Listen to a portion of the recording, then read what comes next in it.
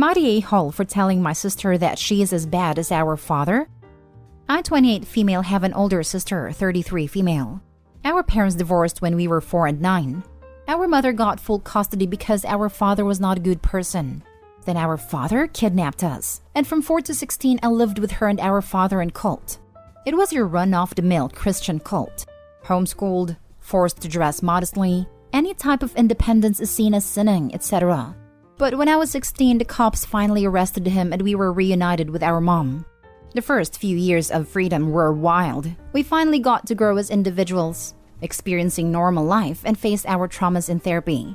My sister became a tattooed, pink-haired career woman.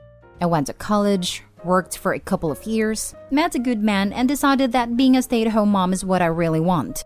Looking at me, you would think that I am embodying what we were taught as kids in the cult, but that's not true. I just find myself in dressing in feminine clothes, taking care of my home, my husband, and my kid. I'm an equal in my relationship. I know how to assert myself, and I am as far from what I used to be as my sister is.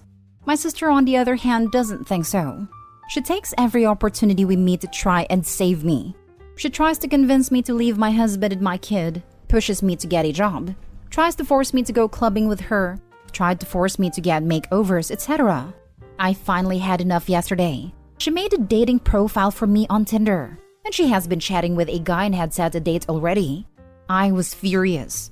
So we got into a screaming match that ended up with me telling her, "You are exactly like Dad. You are both trying to change me to fit the idea of what you think I should be." She was shocked, didn't say anything, and just left. Her partner told me that she had an anxiety attack and is ramping up her therapy sessions. And now I am feeling like an a-hole. Not an a-hole. What you said is exactly right. She wouldn't listen to you before. Sometimes it takes a verbal slap in the face with reality to get through to someone. Something that I've learned: the people who visibly rebel the most tend to be the ones who are the most similar to what they're rebelling from. The sister embodies this intensely, given her need for control. I agree, and for this reason, I'm actually gonna go with no a-holes here. OP, first, I'm really glad you're both out of that situation. Even though you and your sister went through it together, it sounds like the experience affected you pretty differently, which makes sense since you're two different people. Based on what her partner told you about your sister's reaction, it sounds like her identity as the rebellious one is actually pretty brittle, sort of like an emotional exoskeleton. What you said to her wouldn't have affected her so much if there hadn't been a kernel of truth to it. It was hard to hear, but the good news is that she was ready to hear it. I know that because she heard it. If she wasn't ready for it, she would have shut down instantly by lashing out at you, doubling down on the party girl thing, etc. She'd probably have quit therapy too, but that's not what she did. She heard what you said and recognized the truth of it, and she's dealing with it in an appropriate way. It would probably be good to let her know you love her and that you're there for her, but also to give her some space and follow her lead for a bit. I know this is upsetting, but it also sounds pretty healthy. I think you're both gonna be okay. The moment you start pretending to be someone else online, you become the a-hole. I hope he's married. If her husband or anyone who knew her saw that Tindr account, she'd be receiving the heat of it, not the sister. Sister is an equal victim of the cult, but Opie didn't steal her identity online. That tips it to not the a-hole for me. She needed to hear the truth, Opie. Ramping up her therapy sessions is the best thing you can do right now. All the women I know in harmful relationships have careers. She needs to learn that's not a way to measure freedom. Definitely not the a-hole. It sounds like you are happy and secure in being who you want to be. It's not your fault that she can't see or accept that. It almost feels like she's overcompensating for the lifestyle you had growing up, while you've found your middle ground. For her to create a Tindr profile for her happily married sister, and even chat up guys as you, is wrong on so many levels, and crosses so many lines that I can't even find a proper word for my disgust. Next story. Am I the a-hole for not treating my stepkids equally? I started dating Daniel 2.5 years ago and we got married last year. Daniel has 5 kids with his ex-wife. Ava 11, Jason 9, Isabella 6, Sophia 5, and Andrew 3. Daniel's ex never liked Ava. She blames Ava for leaving her trapped in a relationship with her dad. When they got divorced, she said she didn't want anything to do with Ava. She was 8 years old at the time. Ava's mom leaving but having a relationship with her siblings destroyed her. She had to go to the hospital 3 times over the first 4 months. She didn't sleep nor eat and would have panic attacks at school. The weeks Ava's siblings were with her mom were the hardest, because it was a constant reminder that her mom loved her siblings and not her. She would barely get out of bed those weeks. So around 2 years ago, I surprised her with a day trip to the beach. I bought her a cute swimsuit. We got ice cream. We went boogie boarding, went out to eat, and went shopping. It was the first time I'd seen her smile in weeks. I noticed it was helping Ava, so we started to go out more and more. When our siblings are here, it's something small like dinner before therapy. But when they're not here, we go camping, we go hiking, we try new restaurants, we go back to the beach, etc., and she loves it. I don't spend nearly as much one-on-one time with the other 4 kids for 2 reasons. These kids already have a mom that loves them and they don't need it as much. It is so much easier to do anything with 1 kid than 5. When I spend time with Ava, I stick her in my Honda and we go.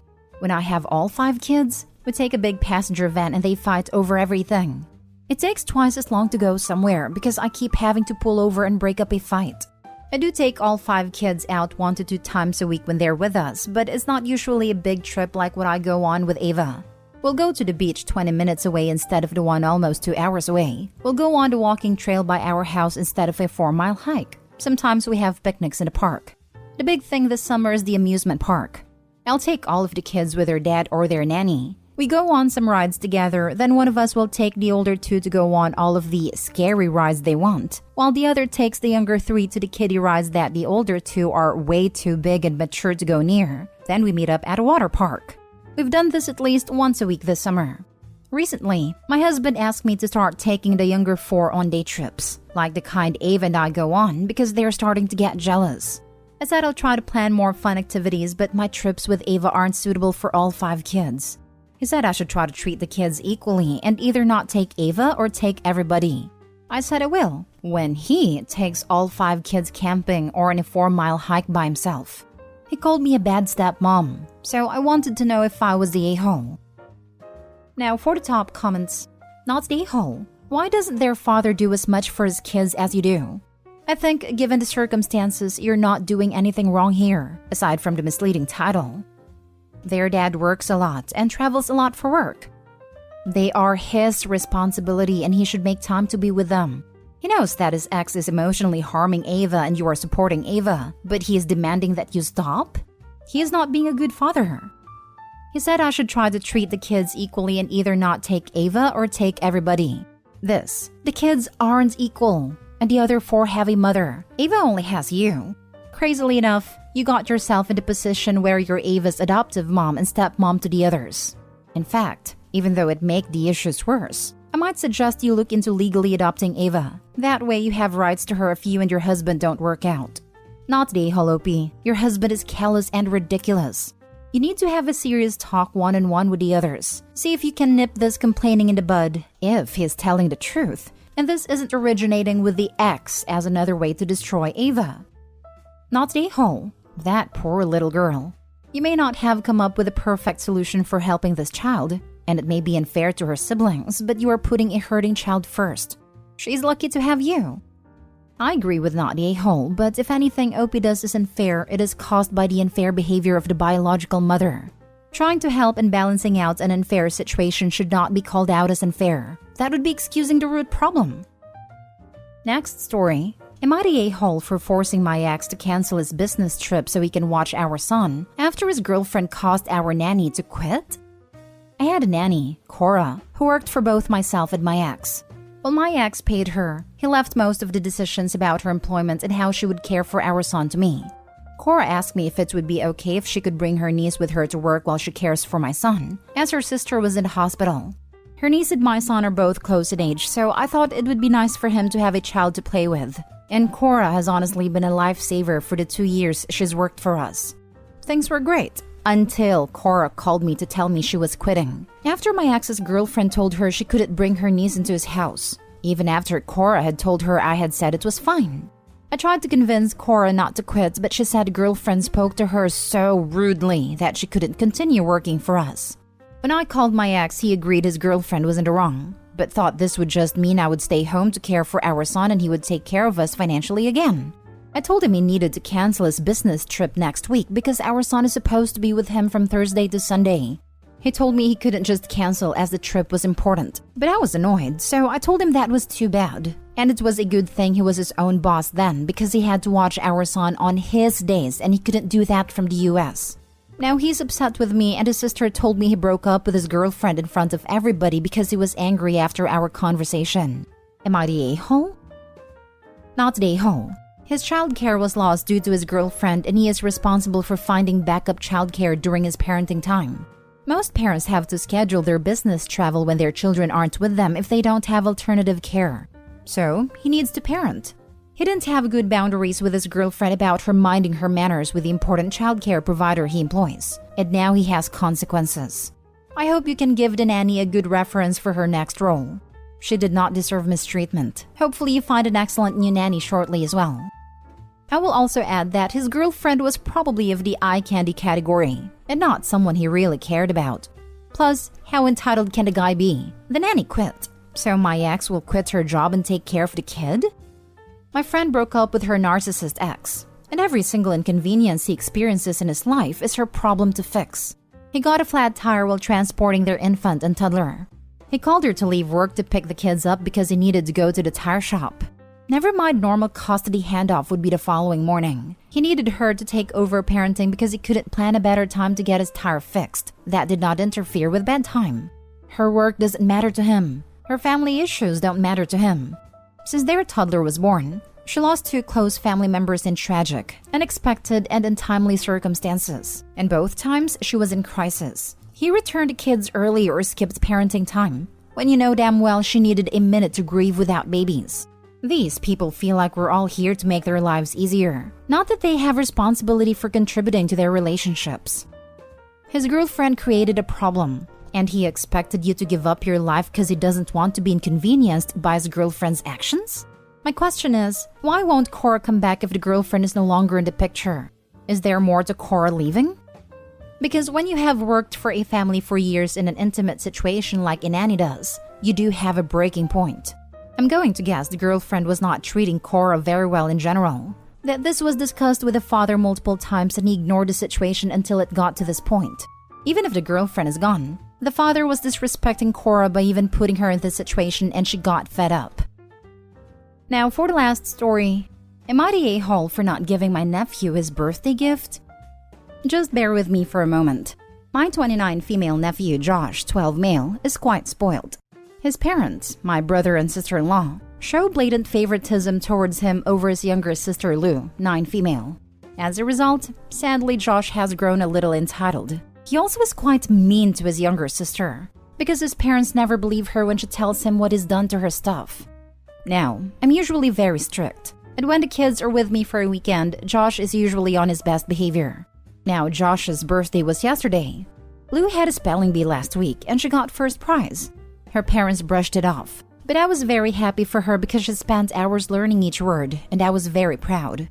So when I took the kids' day before Josh's birthday, so he could pick out a gift for his birthday, I got Lou a stuffed animal as a "you did great," while Josh picked this game that he's been wanting.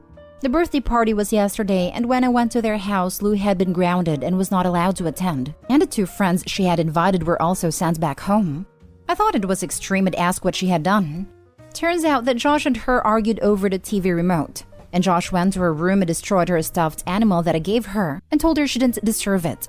Lou screamed at him and my brother got angry with her temper tantrum and had her pick up the pieces of the stuffed animal and throw them in the trash, all the while she cried. She was then grounded. By the way, Josh's best friend was the one who spilled the beans to me and also told me that Josh goaded his parents into the punishment. I was furious and refused to give Josh his birthday present, telling him he didn't deserve it for being mean to his sister. I also told off my sister-in-law and brother that they're growing insanely cruel towards their young daughter. Now, my family is angry that I refused to give Josh his birthday gift. So, am I the a-hole? Now, for the top comments. Not the a-hole. Make sure you let her know that she has family that does love her and cares about her, because she is likely to need that support as she grows. Be ready to be put at a distance and ready to support her when you can. I'd start to document everything and ask about guardian rights for Lou. Poor thing being so neglected. I'd have a talk with brother and sister-in-law over this favoritism. And if it doesn't stop, then not only will they lose their relationship with their daughter, but also consider talking to a lawyer about gaining rights for her. She is being neglected and the punishment she's enduring. Keep an open channel with her so she knows she's got someone on her side. Not Daeho. His parents are just the worst. They are, and they are making a monster. Well done for speaking up. Awful parents. Offer to adopt her if you can, as they are negligent. I hope you're around when she's a teenager and needs somewhere to live when they find an excuse to kick her out. I come from a family where sons are preferred over daughters. When my sister-in-law found out she was expecting a girl, she wanted to get rid of her, but she was too far along. I did offer to adopt her multiple times, but they have an image to maintain, and they refused to let me. My parents were the same with me. Wait, what? How?